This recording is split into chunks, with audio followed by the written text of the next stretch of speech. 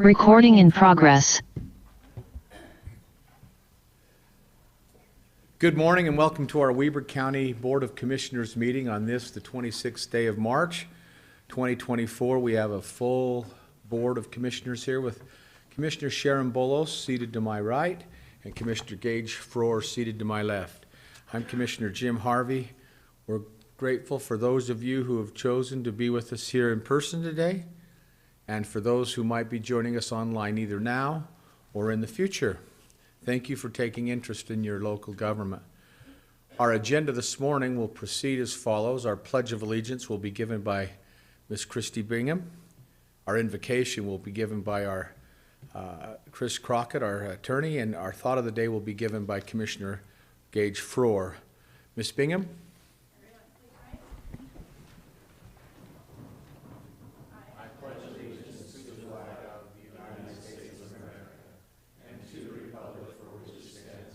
One nation under God, indivisible, with liberty and justice for all.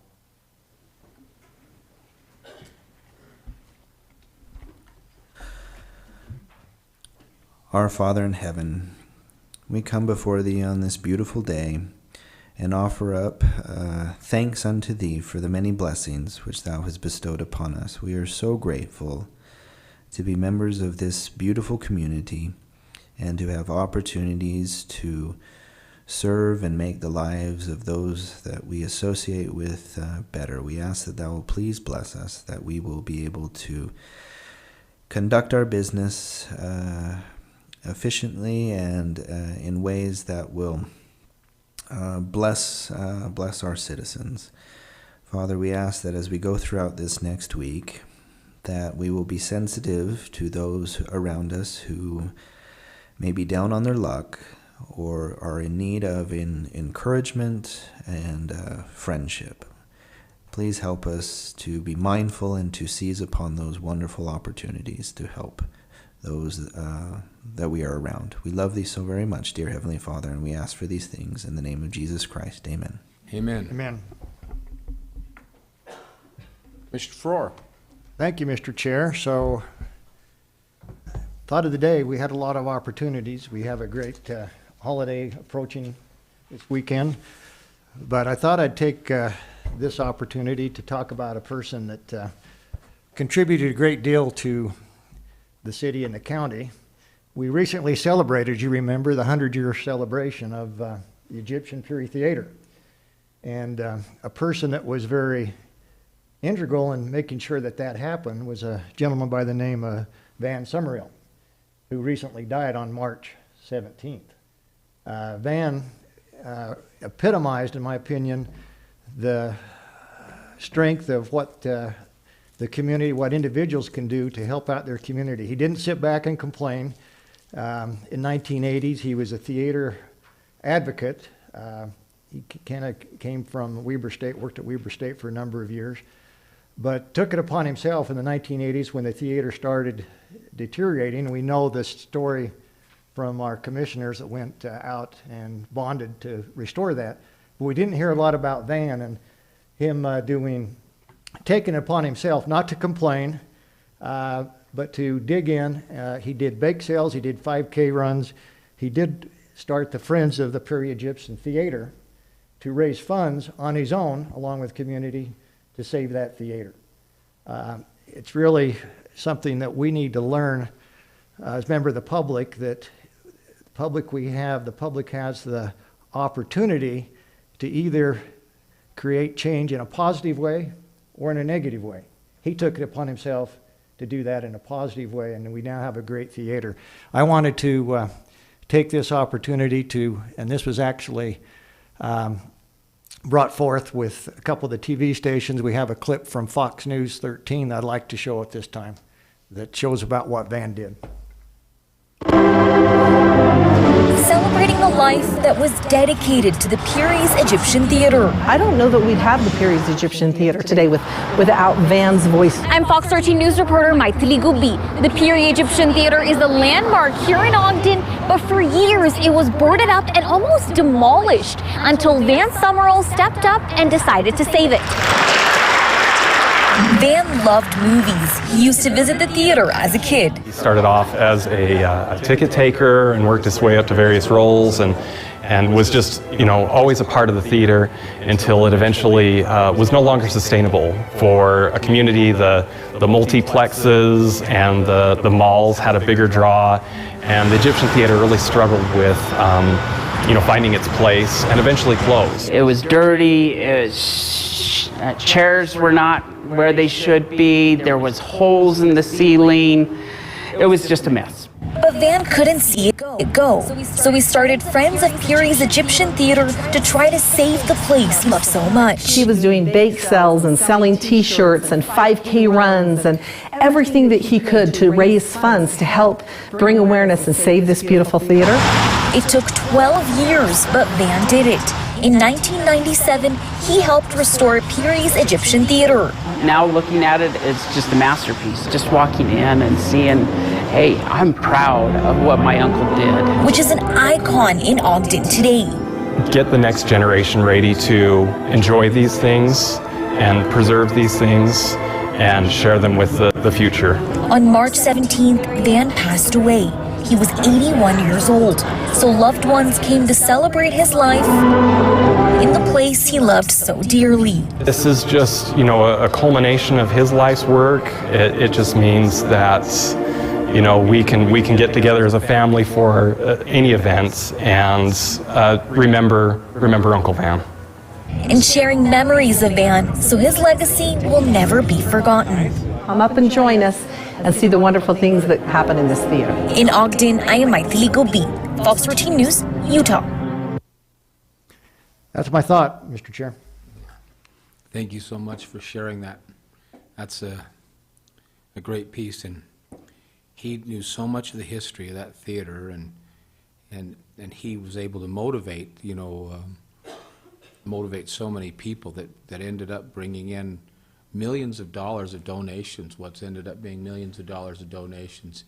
You go over there now and the lighting and the seating is all brand new. The theater's undergone a wonderful restoration project. One of 5 theaters left in the United States that has the old theater organ. That's why that was there. It's just, and I don't really know what they call that going around the outside of the stage, but they're all old instruments up in there, old trombones and tubas and drums and percussions, and they're all keyed through that organ. So the sound, it's just a phenomenal experience when you go in there. The twinkling lights and even the old chrome registers back in the 20s when they used to set ice blocks in there and blow a fan through it. That's how they air conditioned things. We have some wonderful, wonderful history that was preserved, and he was a big part of that. So, huge part. Thanks so much, Commissioner, for sharing those thoughts. Thank Wonderful. you. Commissioner Bolos, any thoughts on that before we Nothing to add, continue? thanks. Thank you. We're going to continue then with our agenda today. For those of you in the audience or any who might be online that wish to comment on items pertaining to the agenda, now is your time. We ask that you keep those comments to 3 minutes and only speak to those items that are listed on the agenda today. Christy, are there any online? Are there any of you in person that would like to speak to these items, public comment for today? Seeing none, we'll move then to items F on our agenda, 1 through and including 13. Item number 1 is a request for approval of warrants 101-366 and 101-486, and also 483-066 through and including 483-247 and 347, the amount of $2,456,067.13. Item 2 is a request for approval of purchase orders in the amount of $86,804.87, and item 3 is the summary of warrants and purchase orders. We'll go over to Mr. Lynn Taylor for a summary of those. Thank you, Commissioner. The largest of these items, 12 purchase orders totaling $87,000, 77% or $67,000 to the sheriff for taser equipment, and 20% or $17,000 to the library for cleaning supplies and reading program supplies. We had 304 warrants totaling $2.5 million, and the largest of these were 45% or $1.1 million for employee insurance, 13% or $308,000 for transportation projects, especially 20th Street and North Street in Ogden. 11% or $275,000 for paramedic services, and 10% or $257,000 to the Weber Housing Authority for housing payments. Commissioners, I'll entertain any questions or comments pertaining to items 1 through 3 at this time. For me. Hearing none, we'll move on to item number 4, which is a request for approval of the minutes for the 2 meetings held on December 5th, 2023. Item 5 is a request for approval of the new business licenses. Item 6 is a request for approval of the new beer licenses. Item 7 is a request for approval of the contract by and between Weber County and Ogden Pioneer Days Foundation to hold the Miss Rodeo Ogden competition at the Golden Spike Event Center. Item number 8 is a request for approval of the real estate purchase and sale agreement between Marriott Slaterville City and Weber County pertaining to parcel 15, 41, and 28, parcel number 15, 61, and 48, and the parcel number 15, 41, and 10. Item 9 is a request for approval to ratify the contract by and between Weber County and Sofrona Zele, DBA The Real Folk, to secure entertainment services for the Ogden Eccles Conference Center. Now, this is a ratification, by the way. The Ogden Eccles Conference Center for the 2024 Celtic Celebration. Item 10 is a request for approval of an interlocal agreement by and between Weber County and Ogden City to establish the terms related to Phase 1 of the Ogden City 2nd Street project. Item 11 is a request for approval of an interlocal agreement by and between Weber County and Morgan County updating the housing of Morgan County inmates in the Weber County Correctional Facility. Item 12 is a request for approval of the contract by and between Weber County and GBS Benefits for GBS Benefits to fully take over the COBRA process. And item 13, Commissioners, is a request for approval of an addendum to the standard purchase contract by and between Weber County and Thermo Fisher Scientific to satisfy requested liability limits from the vendor. Commissioners, realize I go through those quick, but any comments or questions pertaining to any of the consent items is listed on our agenda. Hearing none, I'll entertain a motion for approval. Move to approve consent items F1 through 13. Second? Have a motion and a second. I'll place that motion for vote. All in favor? Aye. Aye, motion carries. Thank you. We'll now go to page 2, or our action items, under G of our agenda. Item number 1 is a request for approval of a resolution 18-2024 of the Weber County Board of Commissioners approving and appointing a trustee to the board of the Weber Basin District. Our presenter today is Ms. Stacy Skeen. Ms. Skeen, go ahead. Wheeler Basin. Sorry, I said Weber, and it's Wheeler Basin. Wheeler. Thank you. Good morning, Commissioners. We have a position on the Wheeler Basin District. Ms. Skeen, thank you. That has expired, and I posted the notice of vacancy and received 1 application that you have before you, and it is recommended that you appoint Ryan Woolsey to replace Steve Isowitz, whose term has expired. Very good. So have Mr. Ryan Woolsey. The resolution also talks about the other terms on there, but they don't need to be presented today. Is that correct? Correct. So this is just to appoint Ryan Woolsey for the term expiring December 31st, 2027. Commissioners, questions pertaining to this Wheeler Basin District? If not, I'll entertain a motion. Mr. Chair, I move Resolution 18-2024, appointing Mr. Ryan Woolsey to the Wheeler Basin District, Water District. Thank you. We have a motion. Second. And a second. I'll place that motion for vote. Mr. Brandt, go ahead, please. Roll call vote for Resolution 18-2024. Commissioner Faur? Aye. Commissioner Bolos? Aye. Chair Harvey? Aye. Motion carries. Thank you. Gentlemen, thank you for being here today. Item number 2 is a request for approval of Resolution 19-2024 of the County Commissioners, Weber County, appointing a trustee to the Board of Trappers Loop Water Improvement District. Ms. Skeen, please.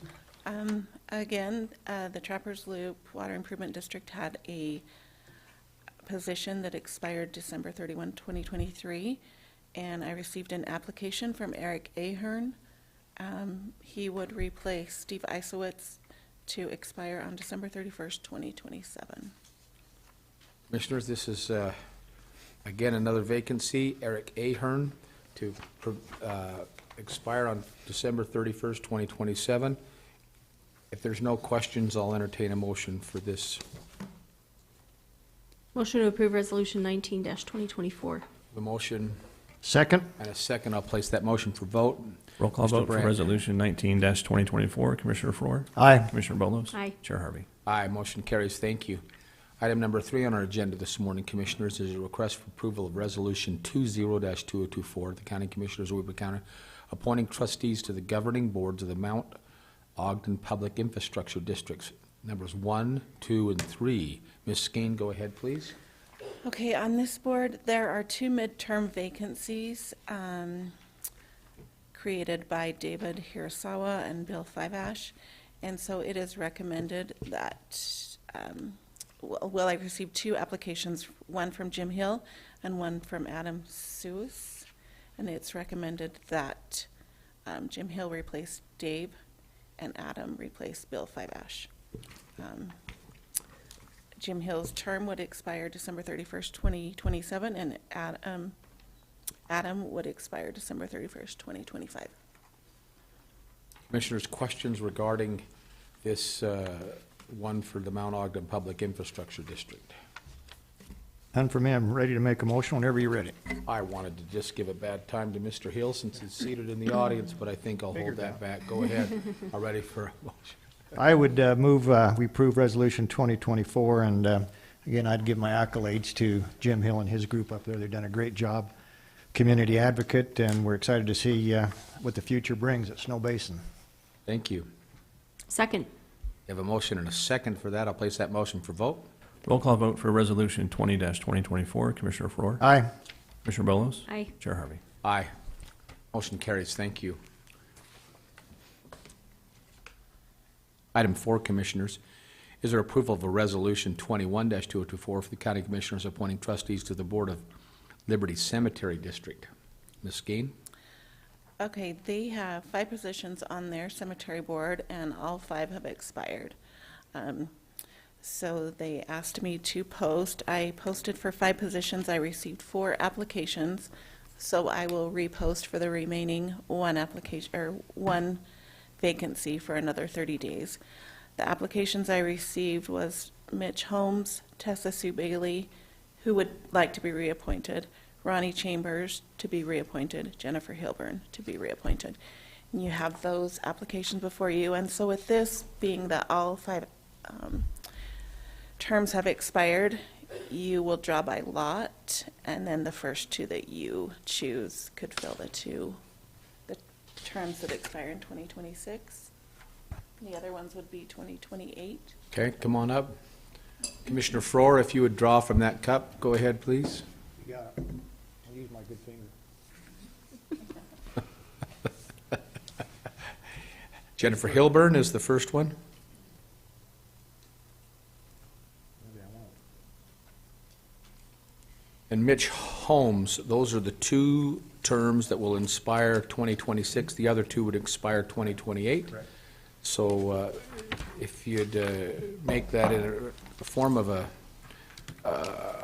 motion, if you would, for Resolution 21-2024.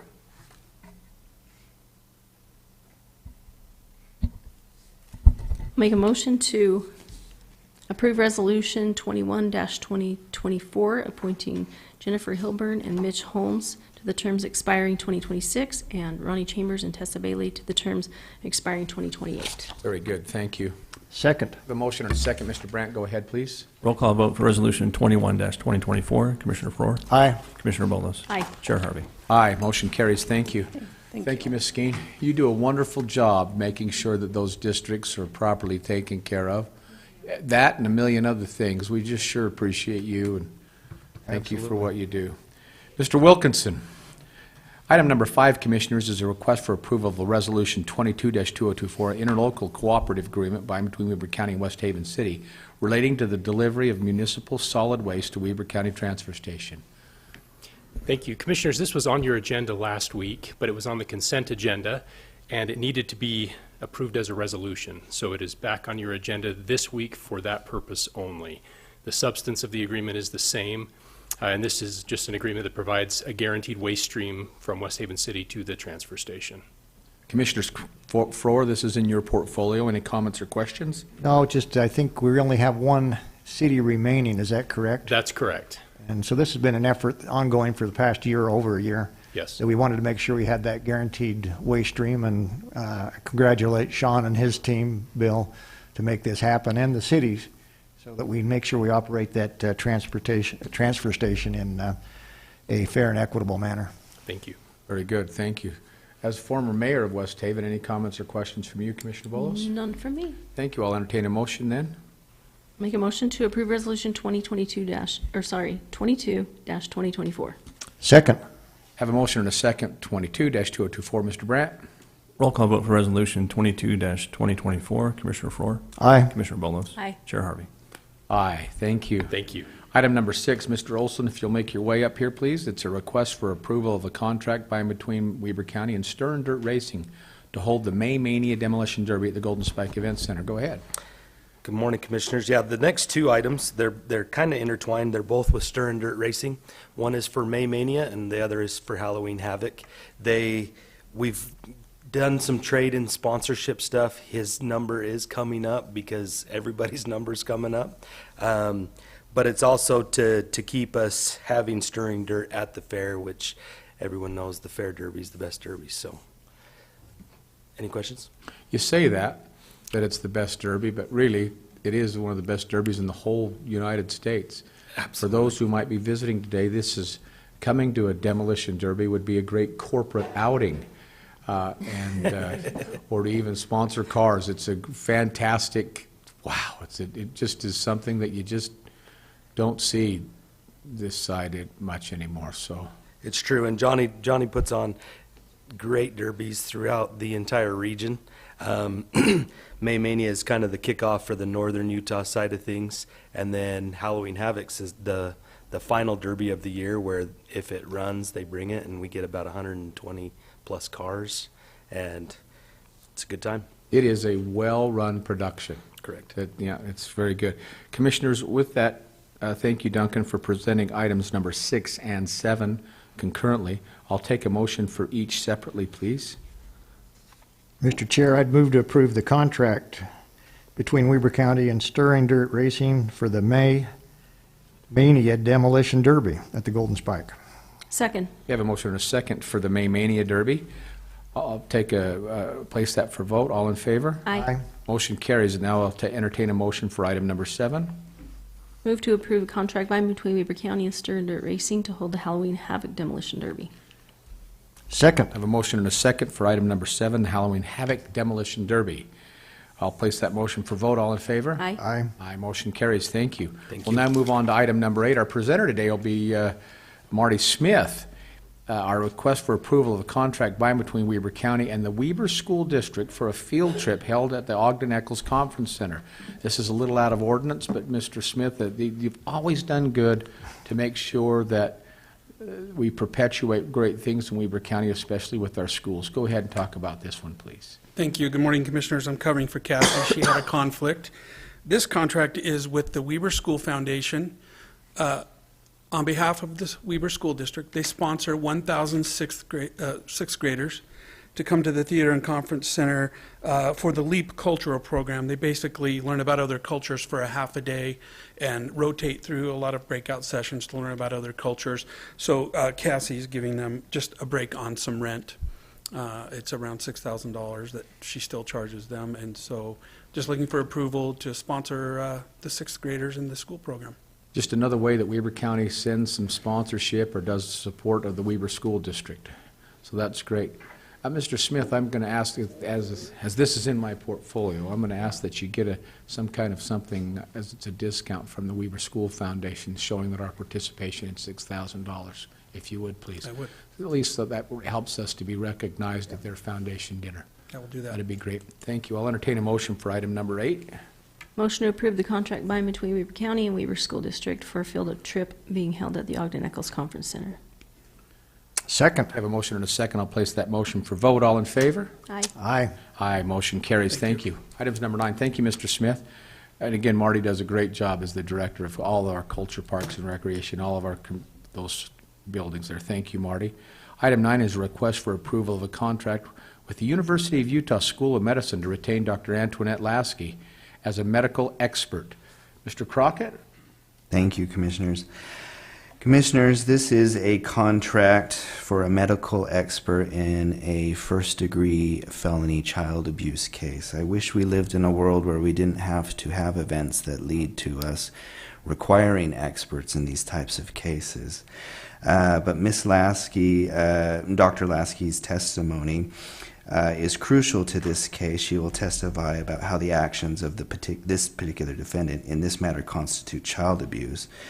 Moreover, she will talk about the recklessness of the defendant and how his actions led to this child's death. This contract we put in, they can be very expensive, and so just to keep an eye on the amount of money that's being spent, we requested in this contract that a soft cap of $10,000 be put on the contract. It doesn't mean we can't exceed it, depending on how the case goes. But we'll have to have written confirmation from the commission to go over that amount. Commissioners' comments or questions? You know, we talk about land use and boards, and we talk about garbage and transfer stations and events. Boy, this one's a tough one. This is part of what your government does. Mr. Crockett, thank you for making sure that justice is served in a way that's sometimes uncomfortable. I'll entertain a motion, Commissioners, for item number 9 to retain Dr. Antoinette Lasky. Mr. Chair, I would move to approve the contract. The University of Utah School of Medicine retained Dr.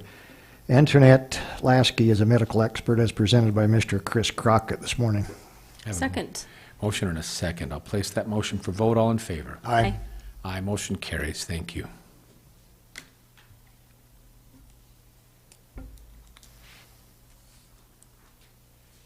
Item number 8. Item number H. We're going to move into a public hearing at this time. This is a request for I've got a request for a motion to adjourn the public meeting and convene a public hearing. So moved. Second. Motion and a second. Roll call vote. Mr. Brandt? Roll call vote for entering a public hearing. Commissioner Frohr? Aye. Commissioner Bolos? Aye. Chair Harvey? Aye. Motion carries. We're now in a public hearing. Thank you. Item number 2 is a public hearing on an ordinance and development agreement to rezone 52.689 acres from A2 to R115.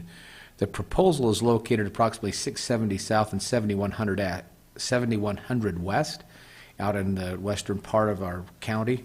ZMA 2023-04. It's otherwise known as Longhorn Estates. We also have some comments that were submitted online. I want to recognize those, but our presenter today, Felix Yaverino. Mr. Yaverino? Yes, Please good morning, go ahead. Commissioners. Thank you. Yes, this is a proposal to amend the zoning map. And typically whenever there's changes to the zoning map, typically it's done to kind of pave the way for development. In this case, the development would be just residential development. And so currently the zoning is A1, agricultural A1, and agricultural has many different uses, including residential. The main difference between the A1 and what the proposal is looking for is your A1 is 1 acre, basically single family dwelling lot sizes, and then your R115 is really optimized for residential primarily. No agricultural uses within the R115 zone, and the lot sizes can go. They average 15,000 square feet. So that's kind of a quick intro of what this proposal is looking for, and to kind of provide some visual representation of what is going on. Can you see this slide here? That Now we can. okay. Okay, good. So this is out pretty far out west, like 7100 west and 900 south. And you can see I've highlighted the area in red that would be rezoned to R115. And we've also included an existing development called the Vaquero Village Cluster Subdivision. I'll go into a little more details as to why that was included. We're just going to do a little audio-video enhancement here, Mr. Yaverino, so thank you for your patience in your presentation. There we go. Okay, excellent. Thanks. I'm going to bring it up to the full view here. Okay. And so here you can see the Longhorn Estates plan. And so this right now, this is currently vacant land. And what they've done is they've come in with a concept plan. And so what primarily this concept plan helps with is seeing the roadway alignment and the pathway alignment, as well as the location of the irrigation pond. And that's part of what we review with the planning office when looking at a rezone proposal as this. The Planning Commission was presented this presentation with a unanimous positive recommendation. They sent this to the County Commission. So that's why we're here today. Another thing I'd like to point out with this concept plan is that the developer is planning an emergency egress, which is just a requirement. You know, once they reach a certain lot threshold, I want to say it's around 30 lots, they would need to have an emergency, a secondary egress. And so you can see on the left side of this map, you have area that is prepared in a form of a right-of-way through the adjacent property.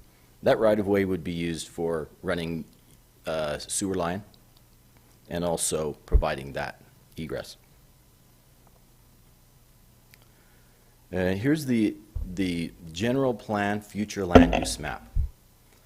And so this element, it helps to guide where this density could take place. You'll notice much of the Western Weber is designated for that yellow color. And that's medium to large lot residential, which fits in well with what the developer is planning for this, which is the 15,000 square foot lot sizes. And here is the existing zoning. And so with each zoning district, there are different uses. So A1 and A2, agricultural, residential. M1, manufacturing. And A1 also residential and agricultural. This proposal also includes a development agreement. In that development agreement, there are standards that county staff and the Planning Commission have written into the development agreement that will help ensure that certain on-site and off-site improvements are completed. In this case, I've highlighted this area, the Vaquero Village. There you can see it's developed. There's homes. There's a road already built. But there are some deficiencies that exist within this development, particularly the secondary water system, the irrigation system. It's not functioning like it should. So when the Longhorn Estates comes in, they will be required to bring that up to a standard and abide by all county and water district requirements as well as engineering requirements to make sure that that secondary water pond functions as it should. There's also some deficiencies that exist within Vaquero. The sidewalk wasn't complete, and there are some pathways that were planned through Vaquero Village that were not complete either. Now, some of those things aren't of utmost importance, and they probably won't be carried over to once Vaquero Village amends their subdivision plat, then that will give them a chance to vacate some of that open space that is no longer being used It would also allow them to run utilities through the rear portion of the properties. Those, particularly the utility that would be run through the rear of the properties of Vaquero Village, is the sewer line. It would give Vaquero Village residents the opportunity, in case their septic system fails, they could connect to that sewer line. And that's some of the details written into the development agreement. As well as, you'll notice there at the corner where 7100 meets 900 South, Vaquero Village residents requested that there be a crosswalk there, because the park is just right across the street to the south. And so we've written that into the development agreement, as well as some street lights at that corner that are fully shielded, downward directed. And we also, let's see here, as far as development standards that would apply to Longhorn Estates, your typical right-of-way requirements that are pretty standard, as well as landscaping completion, and the ability for the Vaquero Village residents to amend their plat on the developer's dime. So the developer would cover the application cost for the amendment, and the developer would also cover the surveyor fees for hiring a surveyor to do that. And so let me go back. And so one thing that I'd like to also touch on before I go on is the parks and open space. So with all new rezones that we're getting, the general plan recommends that the developer contribute to the parks and open space in some manner. It could be a park within the development. It could be a monetary contribution or some kind of in-kind contribution. In this case, the West Warren Parks District has written up a development agreement. In that development agreement, it states what they're expecting is $7,500 per lot. And so the Longhorn Estates would make that contribution to the Parks District on a per lot basis. Now, we have written that into the development agreement with some ability for negotiation. So that $7,500 could be negotiated. It could be that donation could be in the form of many other forms, something that's acceptable by the West Warren Parks District. And so going on to the commissioners' action. So the commissioners, you do have a wide range of discretion for decisions like this, being that it is a legislative decision. The criteria on a legislative matter suggests compatibility with the general plan, existing ordinances, and best practices. And that concludes my presentation. Thank you, Mr. Leovarino. Commissioner Frohr, before we go out of public comments, let me, in fact, I'll hold on that. There are those in the audience, including the petitioner, that may want to speak to this. We'll invite at this time public comments.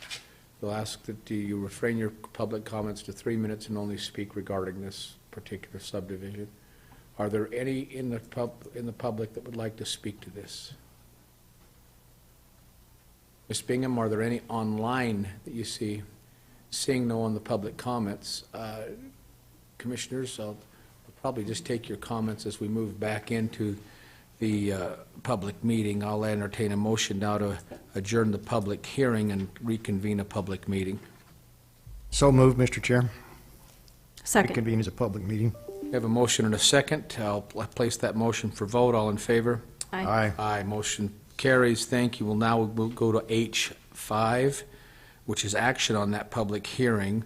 Item number H2 is a request for approval of ordinance 2024-10 and development agreement for the rezoning of 52.689 acres from A2 to R115.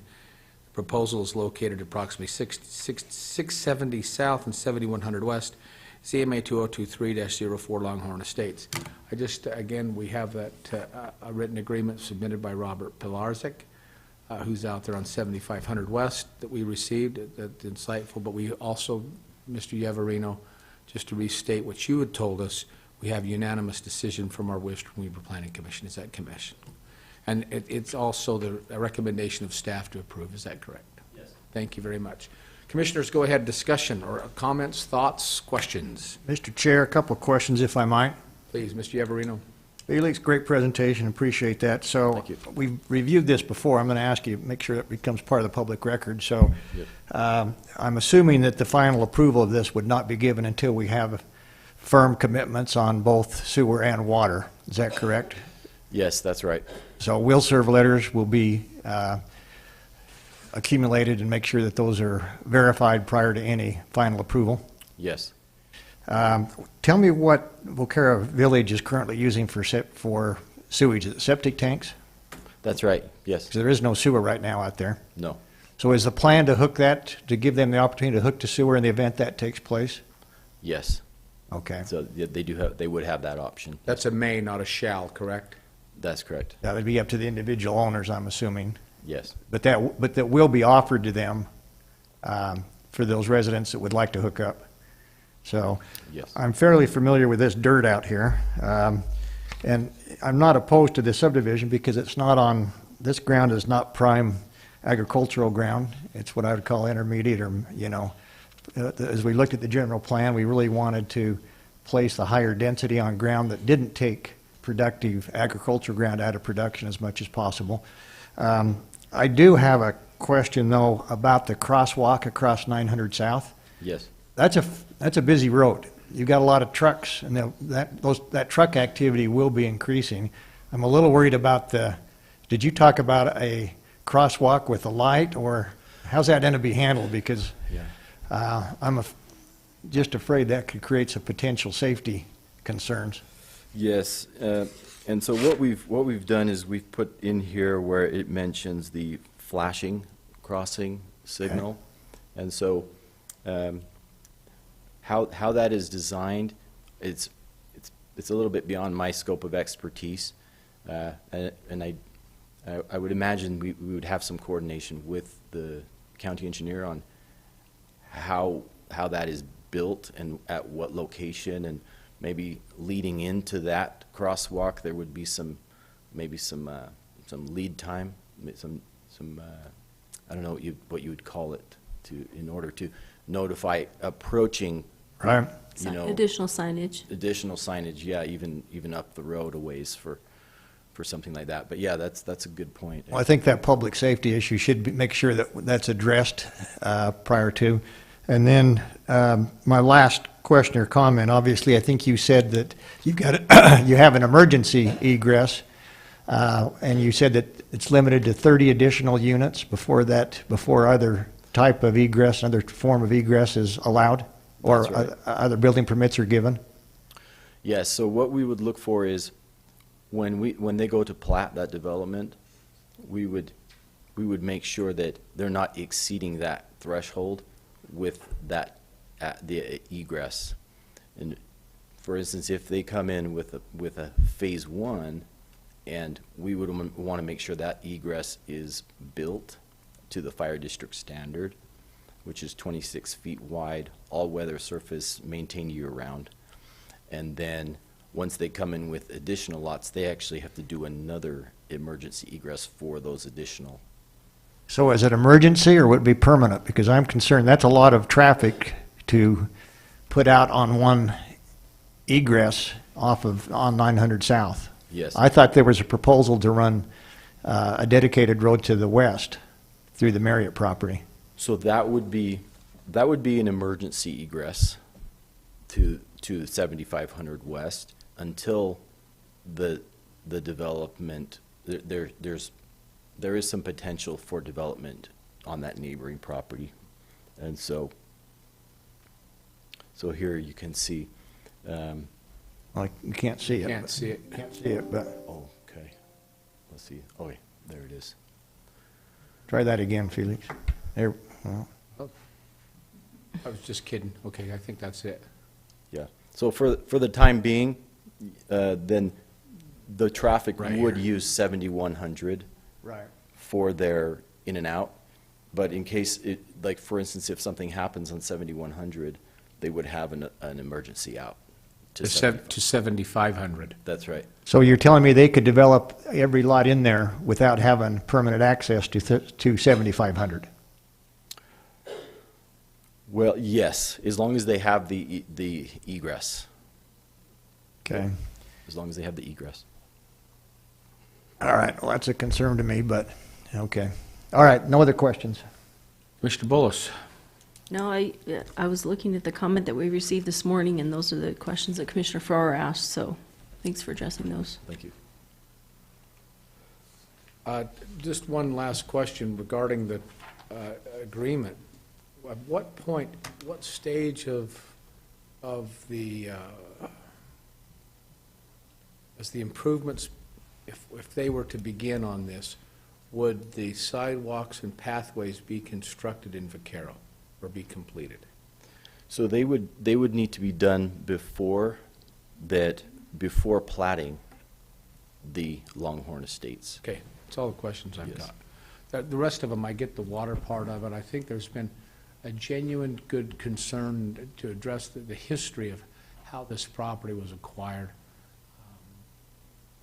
I'm actually encouraged by things that are happening. I do have the same questions with regards to egress that you do, but I think over time that'll infuse some more different development.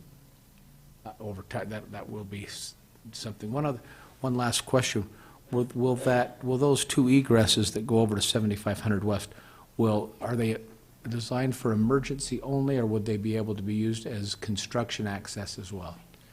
Well, unless they put gates on them, but that's not part of their plan, they would be available for, as a thoroughfare. It wouldn't be an asphalt road. No, it'd be road base or something like that. Yeah, but it would be maintained year round, and it would be an all-weather surface, able to withstand the weight of a fire truck. So built for that capacity.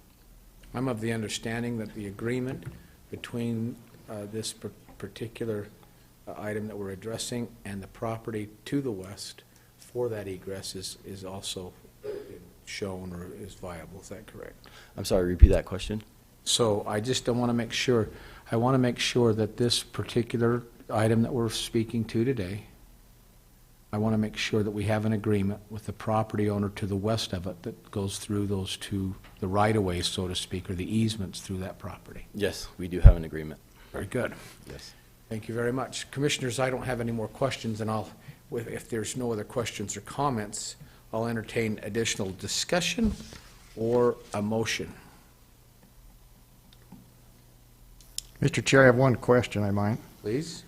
So let's talk about this. So you tell me the easements are in place for the egress.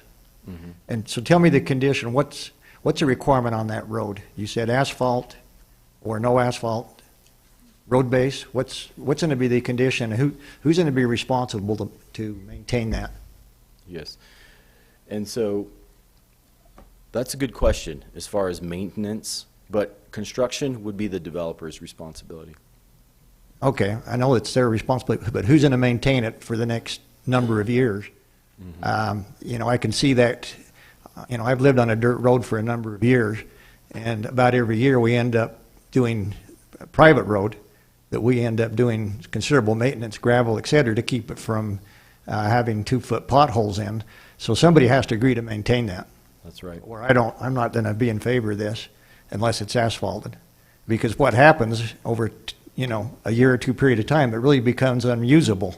Mm-hmm. And you can't have egress that's unusable with that number of potential single-family homes there. So mm-hmm. I need that question answered before I'm in favor of this. Do you want to state that as part of your motion as part of the development agreement? I'd be happy to if. I'm looking for a motion. And we could even add that as part of the development agreement. One of the option is to have the developer enter into a maintenance agreement for that. Okay. I'm prepared to make a motion, Mr. Chair, whenever you're ready. I'm ready to hear. Mr. Chair, I'd move for approval of Ordinance 2024-10, development agreement to rezone 52.689 acres from A2 to R115 at approximately 670 South, 7100 West, with the following modifications to the development agreement. That would be amended to include provisions that any egress to the west, number one, that we have satisfied and legitimate easements in the two locations identified on your plat, and that there's a maintenance agreement put upon the developer required for annual maintenance upkeep to keep both of those easements drivable. Is that until the property develops on the west? Yeah, that just, as long as those exist. Obviously, when it becomes, they paved and the Marriotts decide at some point in time to develop, that takes that out of the equation. But up until that time, it would be the developer's responsibility. How he handles that, it's up to him, whether it's an HOA, but there needs to be a maintenance agreement without putting that burden on Weber County. So that'd be my motion. Have a motion? Second. A motion and a second. With that, then, I'll place that motion for vote. It is an ordinance, and so, Mr. Brandt, I'll have you conduct that portion of the business, please. Roll call vote for ordinance 2024-10. Commissioner Faur. Aye. Commissioner Bolos. Aye. Chair Harvey. Aye. That carries. Thank you very much. We'll now move on to item number I, which is the commissioner comments.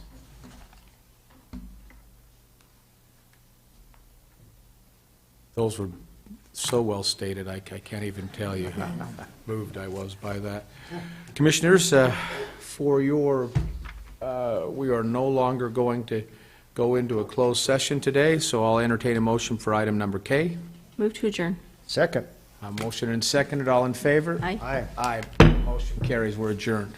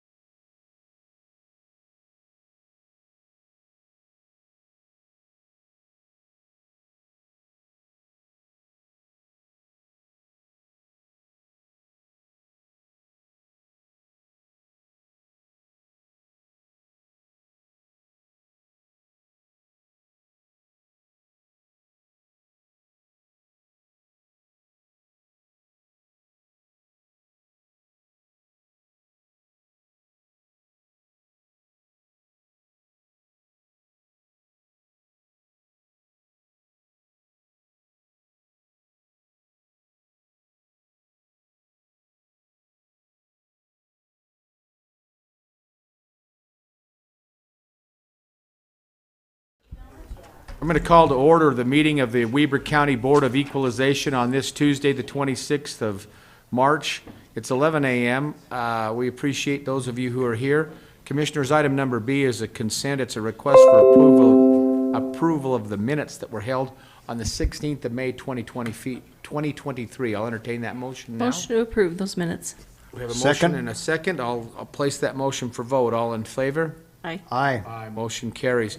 We'll now enter into a public hearing.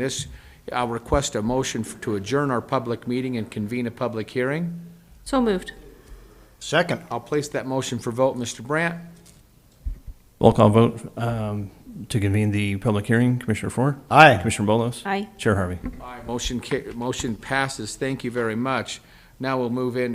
Our item number 2 is a request for approval. And Commissioners, before we even get into this, Andy, come on up. Before we get into this, we're going to strike number 4 on that agenda. So for those of you who might be in the audience who are concerned with number 4, we will not hear that today. Item number 2 on this agenda is a request for approval of the 2023 Tax Relief Program. Mr. Andy McCray, go ahead, Mr. McCray. Good morning, Commissioners. I am Andy McCray. I'm here as Weber County's Deputy Clerk for the BOE to report on the county's endeavors to equalize property values, issue tax exemptions, and property tax relief program benefits. I call this the county's endeavor because it takes a lot of people to organize, understand, and update these ever-changing programs. I'm grateful to our Clerk Auditor's front counter team who work hard every day to make each person that comes into our office looking for help feel like they have come to the right place. I'm grateful for Lynn, Roger, and Ricky for sharing their knowledge and skills with me and their patient guidance.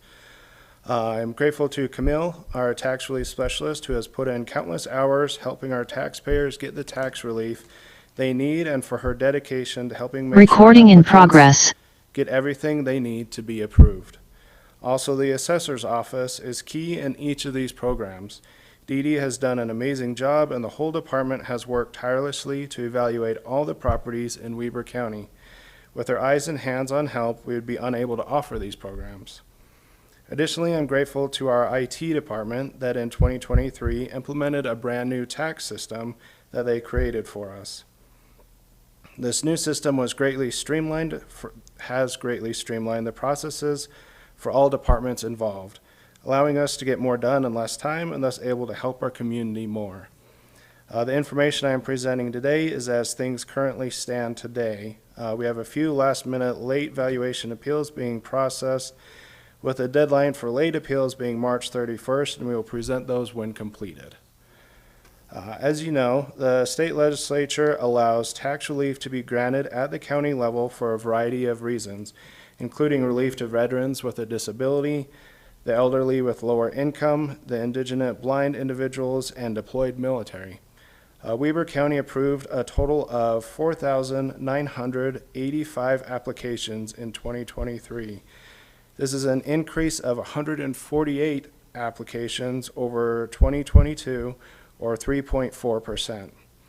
This number breaks down per category as follows. Veterans with a disability, 3,860.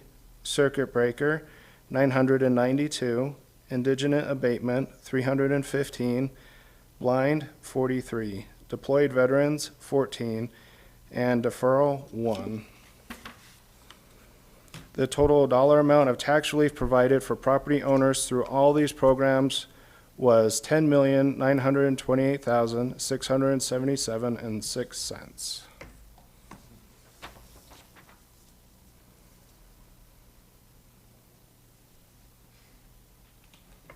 Mr. McCray, thank you very much. This is presented as a program and requires an approval, Commissioners. As we move back into our public meeting, we'll just keep that in mind. Mr. McCray, does that, let's move on to item number 3, which is a request for approval of the 2023 tax valuation appeals and journal vouchers. Or was that what you were referring to the 4985 approved and the other? That's just the tax relief. We do also have the property valuation appeals. Well, why don't you do with that property tax valuation appeals? Go ahead, sir. Okay. Now we are looking at the 2023 property valuation appeals and journal voucher adjustments. Weber County sent out 105,191 property valuation notices to property owners in July last year. Here are the adjustments as it currently stands.